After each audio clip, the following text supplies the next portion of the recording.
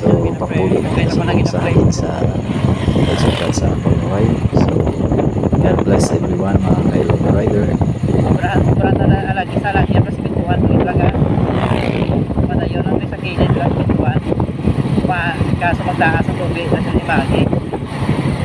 Tubig na kasi susulan nila wala na sa ulit tubog dyan. So wala na. Kung wala nga buwan na siya lang. Basta masulot nyo na ng mga tubig dyan. Ay manong ambi malikot pa yan. Ako ay tadlong wala. Oo, tadlong sakto nila. Tadlong mo sa yan. Tubig pa man dyan.